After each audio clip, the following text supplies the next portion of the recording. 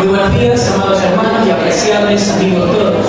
Les saludamos en el glorioso nombre de nuestro Señor y Salvador Jesucristo.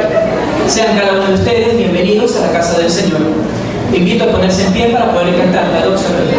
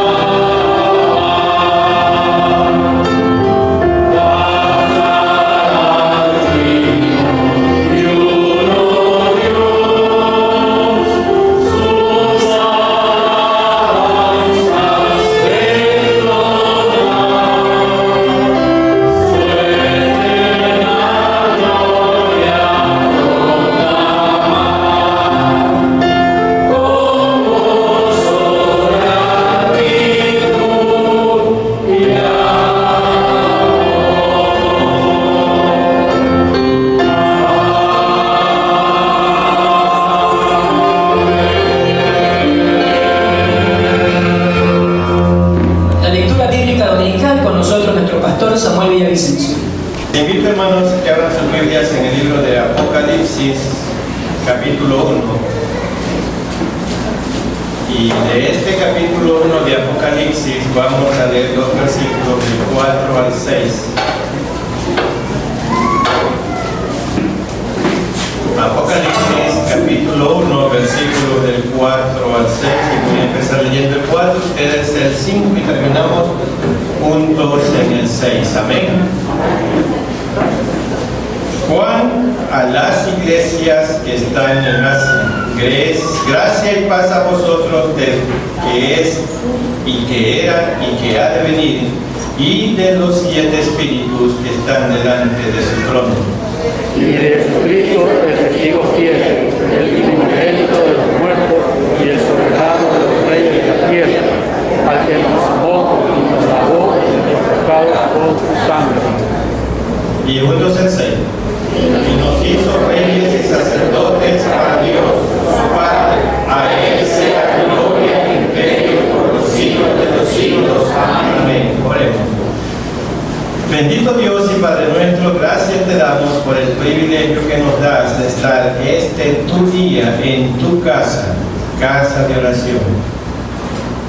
Oramos, Señor, como dice tu palabra, por toda persona en autoridad en eminencia, por los presidentes que gobiernan los diferentes países de este planeta Tierra, por sus ministros, sus colaboradores, toda persona colocada en autoridad en eminencia, que mediante tu Santo Espíritu puedan venir al conocimiento de la verdad, para que de esta manera puedan tomar decisiones correctas, acertadas para la conducción de los diferentes países, especialmente el nuestro, el Ecuador.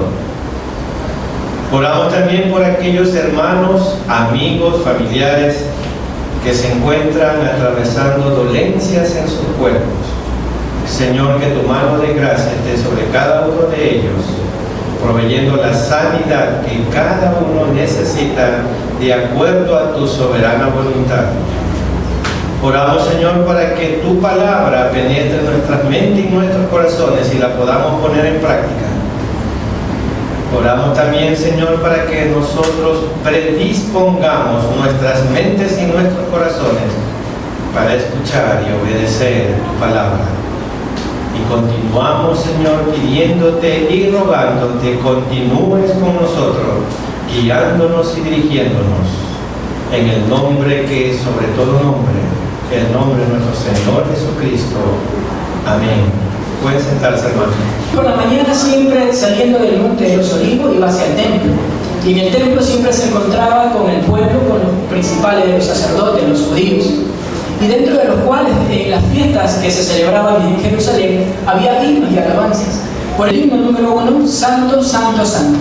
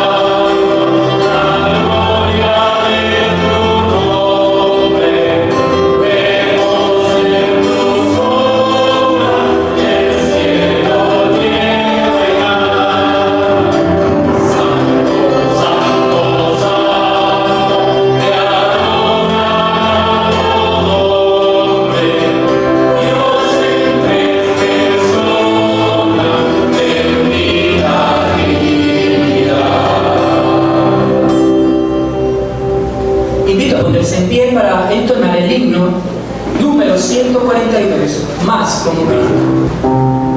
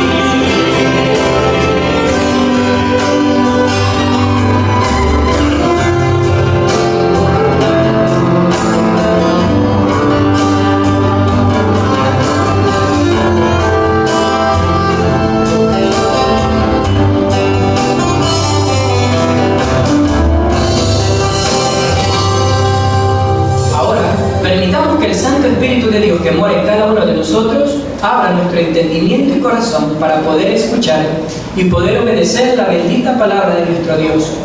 Nuestro pastor Samuel Villavicencio nos trae un tema, el mensaje a la iglesia en Éfeso.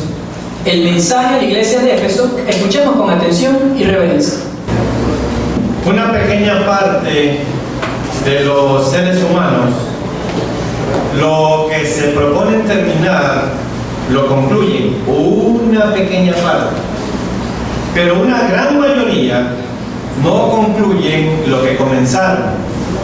Se desaniman, pierden interés o por diversas razones no continúan. Abandonan sus sueños, sus esperanzas. De las 7 cartas escritas a las iglesias en el libro de Apocalipsis, la primera carta está dirigida a las más grandes ciudades del mundo antiguo, la ciudad de Éfeso, quizá considerada la más grande del Asia Menor. Estaba a la par del mar Egeo, Antioquía y Siria, una de las 3 ciudades con mayor influencia en la parte oriental del Imperio Romano. Las carreteras más grandes terminaban en Éfeso. Las excavaciones nos muestran que la calle principal de la ciudad tenía 11 metros de ancho, 529 metros de largo, atravesaba toda la ciudad y era de mármol, Esta calle principal terminaba en el mar. Había tiendas de negocios a lo largo de esta avenida. Se cree que su población era de aproximadamente 200.000 personas cuando Juan escribió el Apocalipsis. En Éfeso existía un enorme templo considerado una de las 7 maravillas del mundo, que estaba dedicado a una diosa que se llamaba Diana. Este templo tenía 130 metros de largo, 67 metros de ancho y tenía 120 columnas de piedras, cada una con una altura de 18 metros. No había en el Imperio Romano un templo tan grande como este. Esta diosa era adorada como la diosa de la luna y la fertilidad. Era representada como una mujer cubierta con muchos pechos. La gente de todo el imperio viajaba hasta este lugar para rendirle culto a este ídolo. Cuando el apóstol Juan escribió la mayoría del Apocalipsis, se encontraba desterrado en una isla llamada Patmos, en el mar Egeo. Era una isla pequeña de aproximadamente 35 kilómetros cuadrados. Actualmente pertenece a Grecia. Y voy a leer Apocalipsis capítulo 1, versículos del 9 al 11, para ver qué es lo que la palabra de Dios nos muestra en esta primera lectura. Apocalipsis capítulo 1, voy a leer los versículos del 9 al 11. Yo, Juan, vuestro hermano y copartícipe vuestro en la tribulación, en el reino y en la paciencia de Jesucristo, estaba, ¿en dónde? En la isla llamada Patmos, por causa de la palabra de Dios y del testimonio de Jesucristo. ¿Cuál era la causa por la que lo habían desterrado allá? La predicación del Evangelio de Jesucristo. Versículo 10. Yo estaba en el Espíritu en el día del Señor y oí detrás de mí una gran voz como de trompeta.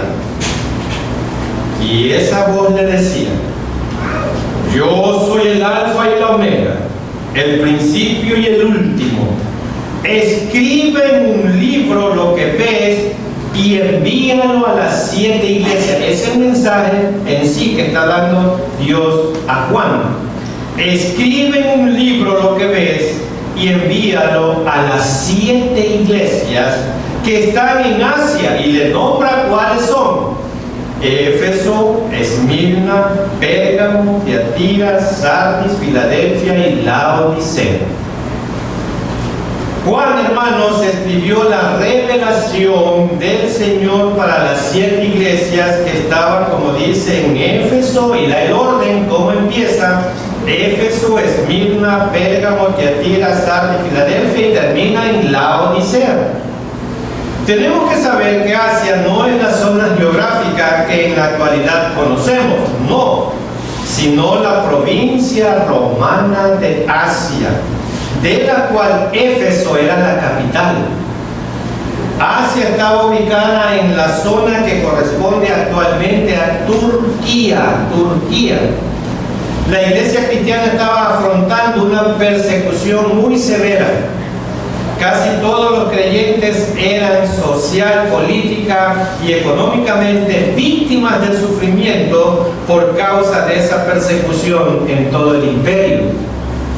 Algunos habían sido asesinados por causa de la fe. Juan fue desterrado a Patmos porque no quiso dejar de predicar la palabra de Dios. Tal vez no estemos, hermanos, hoy afrontando persecución por nuestra fe en Jesucristo, como los primeros creyentes, pero aún con unas libertades que sí tenemos, muchas veces no tenemos el valor de proclamar libremente el mensaje de Dios. Si titubeamos en anunciar nuestra fe en los tiempos fáciles, ¿qué haremos durante los tiempos de persecución? El mensaje de Dios para su iglesia está resumido en 7 iglesias que nombra el Apocalipsis. Y voy a empezar con Apocalipsis capítulo 1, versículo 20. Apocalipsis 1, versículo 20. El misterio de las 7 estrellas que has visto en mi diestra y de los 7 candeleros de oro. Las 7 estrellas son los ángeles de las 7 iglesias, y los 7 candeleros que has visto son las 7 iglesias, le está diciendo Dios a Juan. Los 7 ángeles y los 7 candeleros se refieren a lo completo, el número 7. Es decir, que en estos 7 mensajes a las 7 iglesias, y escuche bien, concluye la totalidad de las características de las iglesias del Señor en el mundo. Con la ayuda de nuestro buen Dios y su atención reverente, y a la luz de la palabra de Dios, les invito en esta mañana a estudiar el mensaje de Dios a la iglesia de Éfeso. Y en primer lugar, vamos a ver los detalles principales de la iglesia en Éfeso. Vamos a ver algo. La ciudad de Éfeso era un importante centro religioso, cultural y comercial de Asia Menor. Era famosa por su templo dedicado a la diosa Diana, o llamada también Artemisa por los griegos. Era la diosa de la fertilidad. La iglesia en Éfeso fue fundada por el apóstol Pablo.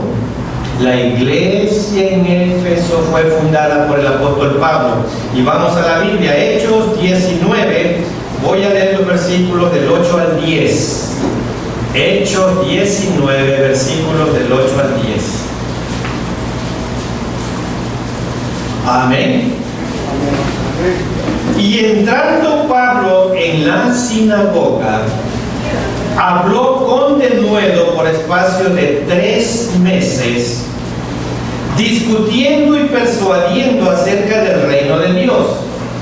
Pero endureciéndose algunos y no creyendo, maldiciendo el camino delante de la multitud, se apartó Pablo de ellos y separó a los discípulos, discutiendo cada día en la escuela de uno llamado Tirano.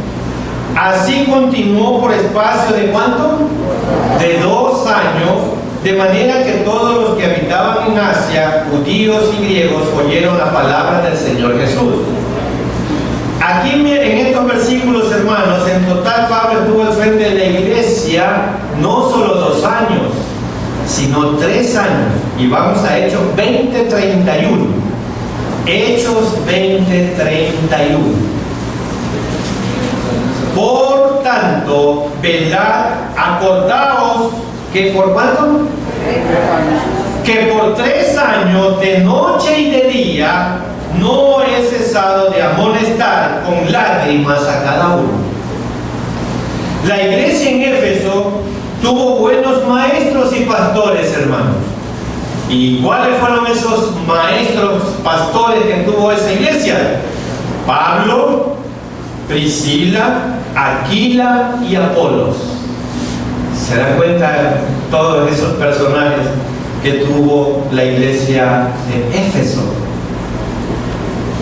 Reflexionemos, hermanos, sobre el mensaje del Señor por medio del apóstol Juan a la iglesia de Éfeso. Y vamos a leer el capítulo 2 de Apocalipsis, el versículo 2.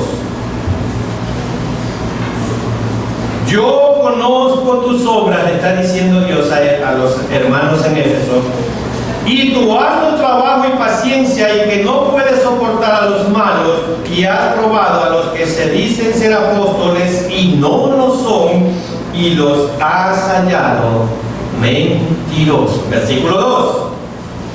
Empieza con la palabra yo conozco tus obras. Versículo 2. El Señor comienza con una frase que nos debe impactar. Él sabe quiénes somos en realidad. Él conoce lo que pasa en la congregación, conoce lo que pasa en nuestra vida. Podemos engañar al pastor, a los líderes, los podemos engañar, a nuestra familia, pero no a Dios. Él conoce nuestra verdadera vida. Y voy a leer rápidamente Hebreos 4:13. Hebreos 4:13. Con respecto a que Dios nos conoce, y no hay cosa creada que no sea manifestada en su presencia. Antes bien, todas las cosas están como desnudas y abiertas a los ojos de aquel a quien tenemos que dar cuenta. ¿Y a quién es? A Dios. Nada puede ocultarse de Dios, hermanos, nada. Él ve todo lo que hacemos y tiene conocimiento de todo lo que pensamos. Aun cuando estemos pasando por alto la presencia de Él, Él siempre está allí, siempre está allí. Cuando procuramos ocultarnos de Dios, Él nos ve, Él nos ve. No podemos tener secretos para Dios, no podemos tener secretos para Dios. Es consolador saber que aunque nos conoce íntimamente, sigue amándonos. Y eso es consolador. Aunque el Señor nos conoce íntimamente, Él sigue amándonos. Es precioso saber también que Dios nos conoce. No somos insignificantes para Él. Nuestras obras no pasan indiferentes para Dios. Aunque nadie las vea, son vistas e importantes para el Señor. Aunque los hombres no vean o no las noten, Dios conoce nuestras obras. Y por eso siempre yo les digo, todo depende de la motivación de nuestro corazón. Si queremos hacer algo para el reino de los cielos, motivado por el amor, no nos debe de interesar quién nos reconozca, porque ya sabemos que es Dios. Y Hebreos 6:10. Hebreos 6:10. Porque Dios no es injusto para olvidar vuestra obra y el trabajo de amor que habéis mostrado hacia su nombre, habiendo servido a los santos y sirviéndoles aún. ¿Se da cuenta? Dios no es deudor de nadie, pero cuando su motivación es realmente servir a Dios, no al ojo humano. Dios conoce nuestras obras.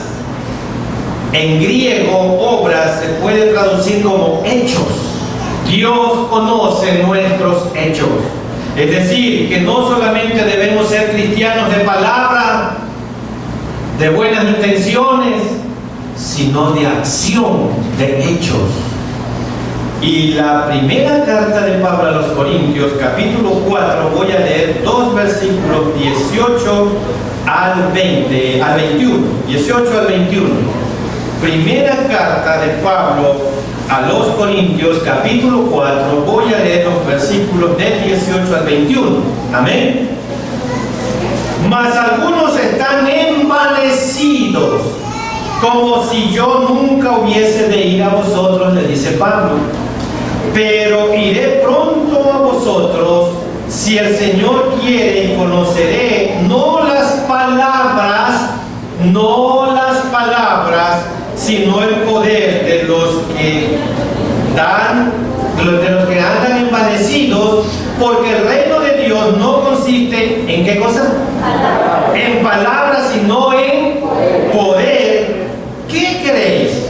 ¿Iré a vosotros con vara o con amor y espíritu de mansedumbre? Les está diciendo Pablo a los hermanos en Corinto. Algunas personas hablan mucho acerca de su fe, mucho de su fe, pero no van más allá de solo sus palabras, nada más. Pueden saber las palabras correctas que deben usar, pero sus vidas no reflejan el poder de Dios. Pablo dice que el reino de Dios debe ser vivido, no solo discutido. Hay una gran diferencia entre conocer las palabras correctas y vivirlas. Hay una gran diferencia. Usted puede estar lleno de conocimiento, usted es un cristiano cabezón, pero ese conocimiento usted tiene que bajarlo a su corazón para que lo pueda vivir. Pablo dice que el reino de Dios debe de ser vivido, no solo discutido. No se contente con tener la respuesta correcta acerca de Cristo. No se contente con eso. Procure que su vida demuestre que el poder de Dios está trabajando verdaderamente en usted. De eso debe de preocuparse. ¿Qué es lo que su testimonio refleja al mundo? Somos cartas abiertas y leídas por el mundo. Nosotros, los hijos de Dios, estamos siendo observados por los hijos del diablo, que es este mundo. ¿Qué lee el mundo en nosotros? ¿Están leyendo el reflejo de Dios hacia ellos o están viendo que somos iguales a ellos? ¿Qué ve el mundo en nosotros? Y en segundo lugar, Dios reconoció las virtudes que tenía la iglesia de Éfeso.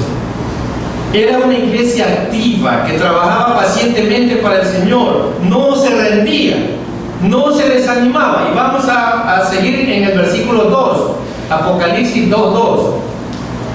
Yo conozco tus obras y tu arduo trabajo y paciencia, y que no puedes soportar a los malos, y has probado a los que se dicen ser apóstoles y no lo son, y los has hallado mentirosos. Miren, hermano, era una iglesia que trataba de vivir en santidad y que no podía soportar a los malos, o sea, a los falsos profetas, a los nicolaitas que estaban metidos ahí. No podía soportar a los malos. Era una iglesia que tenía conocimiento y doctrina para reconocer a los que decían ser apóstoles y no lo eran. Esa era esa iglesia. Era una iglesia que había sufrido por causa de Cristo y no había desmayado. Y voy a leer el versículo 3. Y has sufrido y has tenido paciencia y has trabajado arduamente por amor de mi nombre. ¿Y qué? La última parte del versículo 3. Y no has desmayado. Era una iglesia que no había seguido la falsa doctrina de los nicolaitas, ¿sí? Y ahora vamos al versículo 6. Pero tienes esto, que aborreces las obras de los nicolaitas, las cuales yo también aborrezco, dice Dios. No se sabe a ciencia cierta quiénes eran estas personas llamadas nicolaitas, o seguidores de Nicolás de acuerdo a su nombre. Posiblemente por el significado del nombre. Si el nombre lo dividimos en dos, y en primer lugar, Nico significa vencedor, y Laos, el vencedor del pueblo. Entonces, Laos es pueblo. Entonces, nicolaitas significa, de acuerdo al nombre, podría significar el vencedor del pueblo, más o menos. Se podría decir que eran personas que llevaban o seducían al pueblo de Dios a vivir una vida de libertinaje usando la salvación como pretexto. Los nicolaitas. Los nicolaitas eran creyentes que habían acomodado su fe a fin de disfrutar algunas de las prácticas pecaminosas de la sociedad efesia. ¿Se dan cuenta? Eso eran los nicolaitas. Habían cogido parte del molde del mundo que los rodeaba y lo habían introducido a la iglesia, y se amparaban como la salvación de Cristo. La iglesia actual tiene que tener también las virtudes que el Señor reconoció a la iglesia en Éfeso. Cada uno de nosotros tenemos algunas recomendaciones que hacer, que el Señor nos ha dejado en su palabra. Y bueno, vamos a contextualizar esto. ¿Qué es lo que nosotros como iglesia hoy tenemos que hacer? Y en primer lugar, la primera carta de Pablo a los Corintios 15:58. ¿Qué es lo que tenemos que hacer hoy nosotros como la iglesia de Cristo? Trabajar en la obra de Dios.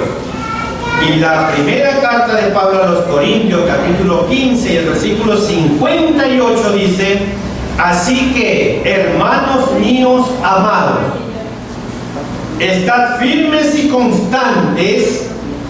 Estad firmes y constantes, creciendo en la obra del Señor, una vez al día, una vez al mes, siempre, sabiendo que vuestro trabajo en el Señor no es en vano.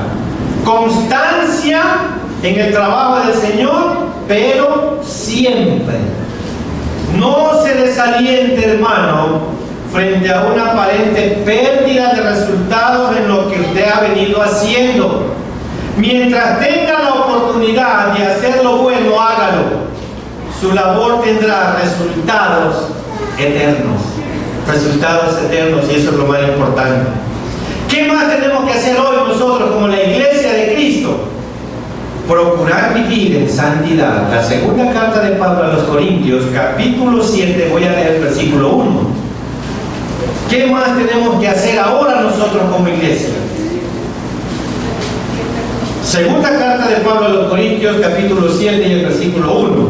Así que, amados, puesto que tenemos tales promesas, limpiémonos de toda contaminación de carne y de espíritu. Limpieza de carne y espíritu. ¿Y qué tenemos que hacer? Perfeccionando la santidad. ¿En qué cosa? En el temor de Dios. En el temor de Dios. Recuerden, el temor de Dios es el principio de la sabiduría. Nuestra limpieza comprende una acción doble, dice aquí Pablo: apartarnos del pecado y volvernos a Dios. Perfeccionando la santidad significa que los corintios no tenían nada que hacer con el paganismo que estaban introduciendo a la iglesia los nicolaítas. Ellos hicieron un claro corte con el pasado y se entregaron solo a Dios. ¿Qué más tenemos que hacer nosotros hoy como su iglesia? Segunda carta de Pablo a los Tesalonicenses, capítulo 2, voy a leer el versículo 15.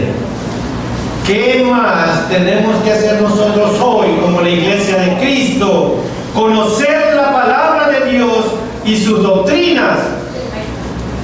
Y la segunda carta de Pablo a los Tesalonicenses, capítulo 2 y el versículo 15 dice: así que, hermanos, estad firmes y retened la doctrina que habéis aprendido. Retened la doctrina que habéis aprendido, sea por palabra o por carta nuestra. Les está diciendo Pablo a los hermanos en Tesalónica. Pablo sabía que los tesalonicenses enfrentarían presiones por medio de la persecución de los falsos maestros, la mundanalidad, la apatía para renegar la verdad y abandonar la fe. Por eso los exhortó a afirmarse, a mantenerse en la verdad que habían aprendido, que habían sido enseñados a través de las cartas personalmente, como lo hacía Pablo. Nosotros también hoy podemos enfrentar persecuciones, falsos maestros, mundanalidad y apatía. Todo eso puede hoy la iglesia también sufrir. Debemos mantenernos aferrados a la verdad de las enseñanzas de Cristo, porque nuestra vida depende de eso, nuestra vida espiritual depende de eso, hermanos. ¿Qué más tenemos que hacer ahora como la iglesia de Cristo? Segunda carta de Pablo a Timoteo, capítulo 2 y el versículo 3. Estar dispuestos a sufrir por el Señor sin desmayar. No, porque si me llaman a sufrir, ¿yo para qué quiero ser cristiano evangélico? Segunda de Timoteo, capítulo 2, versículo 3, que la mayoría de las iglesias actualmente predican un evangelio donde no hay el sufrimiento, donde no hay el perdón, donde no hay el arrepentimiento. Simplemente mensajes motivacionales para mantener agradado a un pueblo impío bautizado. Nada más. Vamos a leer segunda carta de Pablo a Timoteo, capítulo 2, versículo 3. Tú pues sufre penalidades como buen soldado de Jesucristo. Hermanos, veremos que el sufrimiento vale la pena cuando alcancemos la meta para glorificar a Dios. Ganar personas para Cristo y vivir eternamente con Él. Eso nos debe de dar la esperanza de pasar por este valle de sufrimiento, porque sabemos que la recompensa nos está esperando. ¿Qué más tenemos que hacer hoy como iglesia de Cristo? No dejarnos llevar por las personas que usan la libertad como una excusa para el pecado. Y voy a leer Judas 4. Judas tiene solo un capítulo, por eso nombro el versículo. Judas 4. Antes de Apocalipsis. Amén. Porque algunos hombres han entrado encubiertamente, los que desde antes habían sido destinados para esta condenación, hombres impíos, que convierten en libertinaje la gracia de nuestro Dios y niegan a Dios, el único soberano, y a nuestro Señor Jesucristo. ¿Se da cuenta de lo que dice Judas? Muchos falsos maestros del primer siglo enseñaron que los cristianos podían hacer todo lo que quisieran sin temor al castigo de Dios. tomaron a la ligera la santidad y la justicia de Dios. Pablo rechazó esa clase de enseñanza falsa. Aún hoy, algunos cristianos minimizan lo escandaloso del pecado, creyendo que la forma en que viven tiene que ver un poco con su fe. No hay nada que ver con mi fe, lo malo que estoy haciendo. No lo confundamos. Pero lo que una persona cree se mostrará en sus actos. Los que de veras tenemos fe, la mostraremos mediante un profundo respeto para Dios y mediante el deseo sincero de vivir profundamente los principios bíblicos en santidad. Y en tercer lugar, el Señor le hizo comprender a la iglesia en Éfeso que nada es superior al amor. Nada es superior al amor. Y ahí está Apocalipsis 2:4. Vamos a leer Apocalipsis 2:4 de la iglesia de Éfeso. Amén. Pero tengo contra ti. Mire, tenía grandes características esta iglesia. Pero mire lo que Dios en su examen le dice a esta iglesia en el versículo 4. Pero tengo contra ti que has dejado tu primer amor. A Éfeso, hermanos, se le llamaba la iglesia activa, muy activa, en muchas cosas estaba comprometida, pero sin amor. Pero sin amor. Éfeso tenía servicio, conocimiento, constancia, convicción, paciencia, pero había dejado lo principal, el amor, el amor. Y como lo dice la palabra de Dios, sin amor, nada somos, no tenemos nada. Y vamos a la primera carta de Pablo a los Corintios, capítulo 13 y el versículo 2. Primera carta de Pablo a los Corintios, capítulo 13 y el versículo 2. Y si tuviese profecía y entendiese todos los misterios y toda ciencia, y si tuviese toda la fe, de tal manera que trasladase los montes, y ponga atención a la última parte, y no tengo amor, ¿qué ocurre? Nada soy. Así es, hermano. Usted puede estar lleno de conocimiento, usted se puede conocer la Biblia, usted la puede haber leído 4 veces desde el Apocalipsis hasta Génesis. Pero si usted no tiene amor, no es nada. No es nada. Usted puede ser una iglesia que está reventando, así como está hoy día, está full. Pero si no tenemos amor, no somos iglesia. Podremos ser cualquier cosa, menos iglesia, si no nos mostramos el amor unos a otros. Porque Dios en esencia es amor. Y si nosotros creemos y amamos a Dios, que es amor, ¿qué tenemos que reflejar? Amor, el amor de Dios hacia los demás. Así es. Nosotros podemos tener muchos ministerios, podemos tener mucho conocimiento, podemos tener mucha constancia, mucha perseverancia, pero hemos descuidado nuestro primer amor. No somos nada. No somos nada. Muchas veces decimos que la iglesia de Éfeso, y escuche bien, hermano, porque muchas veces leemos rápidamente y no nos detenemos en unas palabras que tienen un significado diferente a lo que creemos.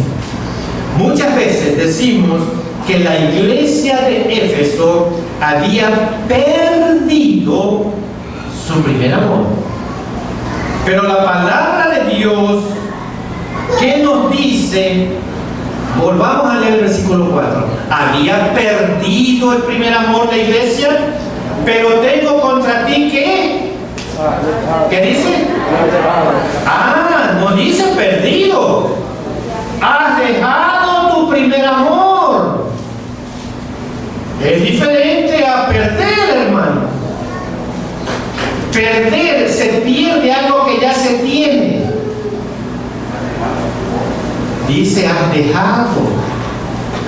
¿Qué significa perder? Ya no tener determinado sentimiento o actitud. Perder es algo que ya que se tenía ya no se tiene. ¿Qué significa dejar? ¿Qué significa dejar? En griego significa alejarse, alejarse, separarse de una persona o cosa temporal o definitivamente. Eso es dejar. Es decir, que dejar nuestro primer amor no es cuestión de sentimientos, sino de distancia. El Señor no le estaba reclamando que no lo amaban, no, sino que se habían alejado de Él. Tal vez no físicamente, pues ellos seguían en la iglesia, pero sin sus corazones. Es como lo que yo siempre les digo, hermanos, no son muertos los que en dulce paz disfrutan de la tumba fría. Muertos son aquellos que entran por esa puerta, pero tienen el alma muerta. Así es.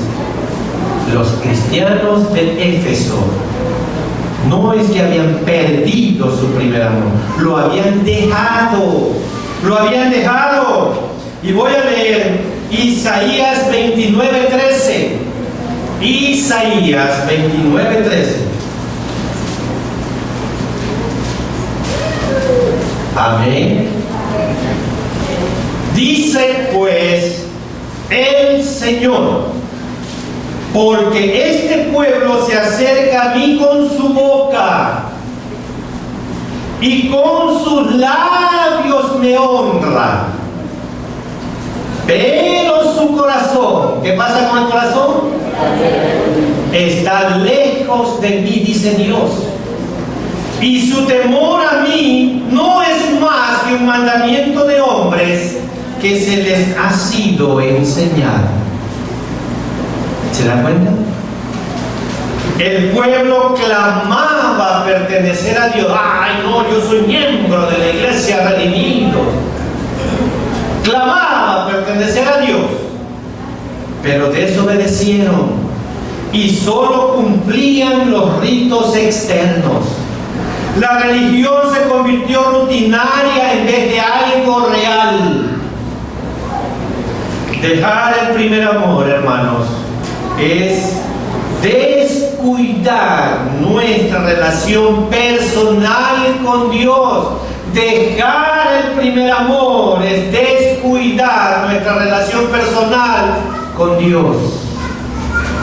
Pues Él tiene que ser en nuestra vida el primer amor de cada uno de nosotros si nos llamamos cristianos evangélicos. Vamos a contestar una pregunta finalmente. ¿Cómo podemos reconocer cuando en nuestra vida hemos dejado o descuidado nuestra relación con el Señor?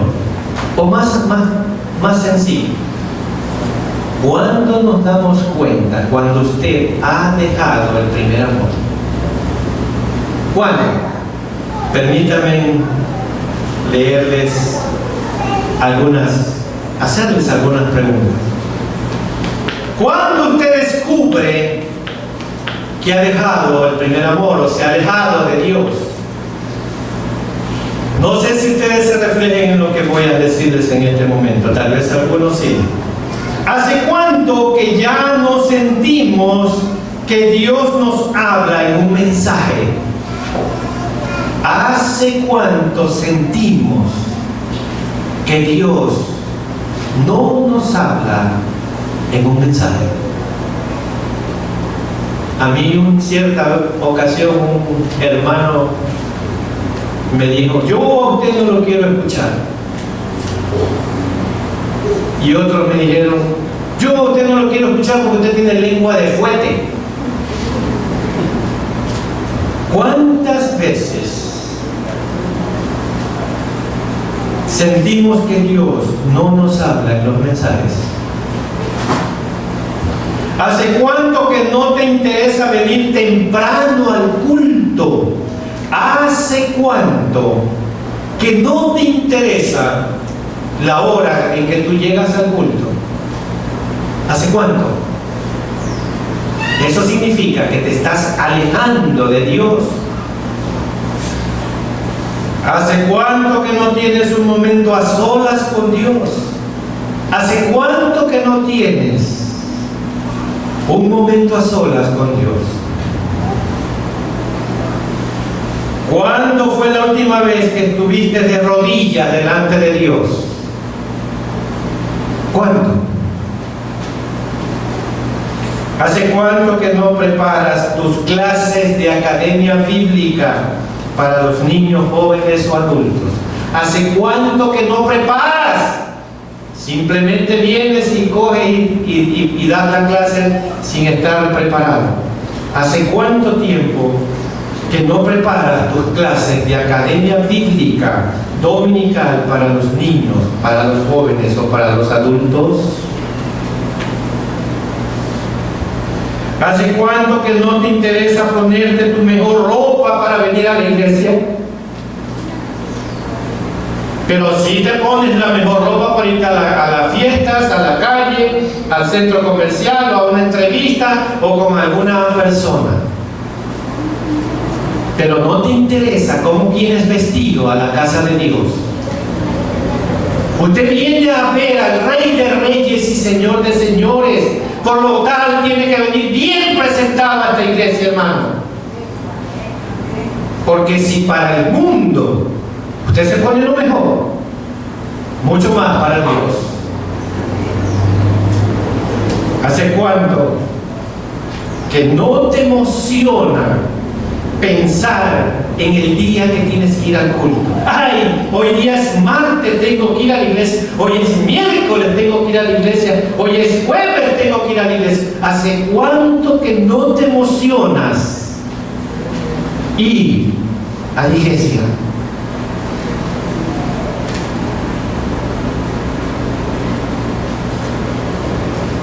Nuestro cristianismo se ha vuelto seco, pesado, sin emoción, light. Esos son síntomas de que usted se está alejando de Dios. Son síntomas de que usted se está alejando de Dios. Y la pregunta que debe de ir aquí es: ¿qué debemos hacer para volver a nuestro primer amor? ¿Qué debemos hacer para volver a nuestro primer amor? Y aquí está la respuesta, el versículo 5, Apocalipsis 2:5. Apocalipsis 2:5. Recuerda, por tanto, de dónde has caído y arrepiéntete y haz las primeras obras, pues si no, vendré a ti y quitaré tu candelero de su lugar si no tuvieres arrepentido. ¿Cuál es la respuesta que Dios le da a esta iglesia? Arrepiéntete y vuelve a las primeras obras. Y es la respuesta que da Dios hoy a cada uno de nosotros. Arrepentirnos y volver a las primeras obras. Recordemos de dónde hemos caído, dice. Recuerda, por lo tanto, de dónde has caído. Recordemos de dónde hemos caído. Hagamos memoria de nuestra relación con Dios. Hagamos memoria de nuestro estilo de vida cuando estábamos enamorados de Dios. Cuando queríamos venir siempre a la iglesia y estábamos esperando la hora que se abra el templo para entrar.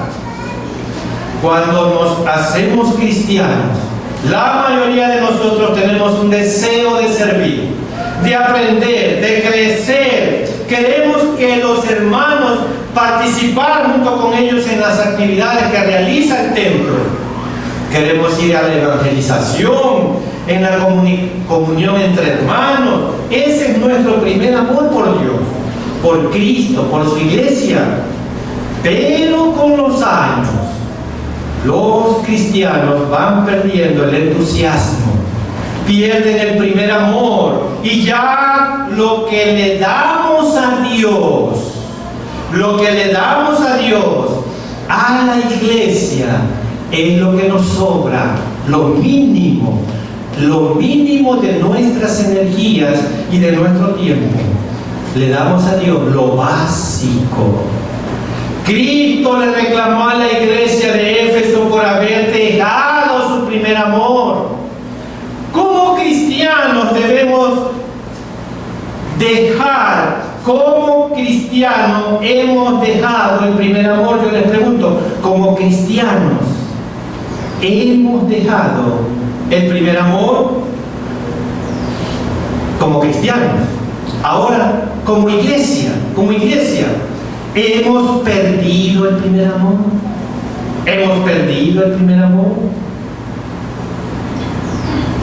¿Cuál es la respuesta?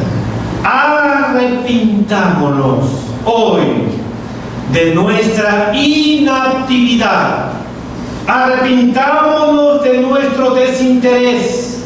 Arrepintámonos de nuestro enfriamiento. Arrepintámonos de nuestra apatía espiritual. Volvamos a las primeras obras, es decir, a la acción, para recuperar lo que hemos perdido. No se necesita nostalgia, sino acción. ¿Y acción cuándo? Hoy. Ayúdanos, Señor, a volver a ti.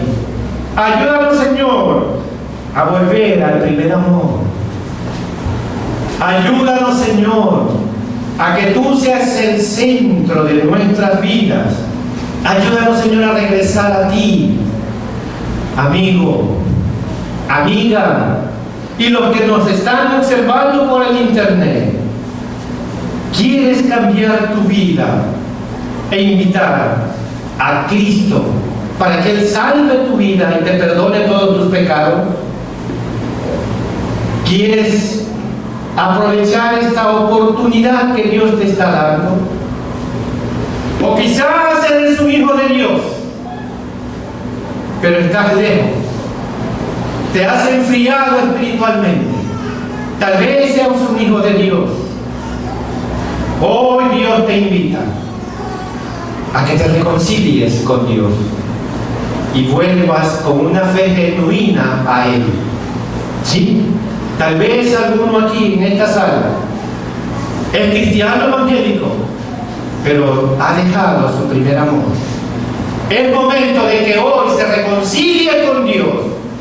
Y si hay alguien que aquí no ha aceptado a Cristo como su Salvador, también Dios le está dando hoy día la oportunidad de arrepentirse. Te invito a que entregues tu corazón a Dios, o que te reconcilies con Él. Tú eres el único que sabe tu condición, porque Dios ya lo sabe.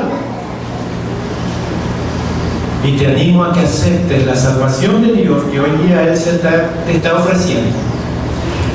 Le pido a todos ustedes, a la congregación que está aquí presente y a los hermanos que nos están observando por el internet, cierren sus ojos, inclinen su rostro en señal de reverencia a Dios. Voy a orar. Soberano Dios, aquí está su iglesia rendida, pidiendo que nos perdone, que limpien nuestras vidas. Señor, hemos pecado, hemos perdido el primer amor, nos hemos alejado, poniendo como excusa la pandemia. Hemos perdido el primer amor. Padre, restablezcanos. Señor, restablezcanos para servirte en integridad, como usted se merece, Señor. Señor, reconozco que soy un pecador o una pecadora, y en este momento entrego mi vida y mi alma a ti. Señor, tome el control de mi vida desde hoy en adelante. En el nombre de nuestro Señor Jesucristo. Amén. Amén. Si usted que nos mira por el internet repitió esta oración y la hizo de corazón, ahora le corresponde buscar una iglesia donde le prediquen la palabra de Dios y comenzar su crecimiento espiritual. Amén. Y que Dios les bendiga. Qué bueno es Dios que nos habla cada día por medio de su palabra, el cual nuestro caminar debe ser directo, recto, como Él lo demanda y como Él lo pide. Que esta palabra haya caído en muy buena tierra y que dé el fruto al 100 por 1 en cada uno de nuestros corazones. Señor, aquí estamos, tu iglesia, rendidos hacia ti, Señor. Acudiendo a ti por tu gracia, por tu misericordia. Señor, que la palabra expuesta vaya meditando en nuestros corazones y que esta característica de la iglesia de Éfeso, que era una iglesia llena de actividad y de muchas cosas, pero había dejado el primer amor, no sea en nosotros. Señor, vuélvenos hacia ti, que seamos hijos tuyos, que te amemos a ti, pero de la misma manera que reflejemos ese amor hacia los demás. Y ahora, Señor, el amor de Dios, la gracia infinita de Cristo, nuestro Salvador eterno, y la comunión y participación del Santo Espíritu de Dios, sea con todos y cada uno de nosotros, ahora y siempre. Amén.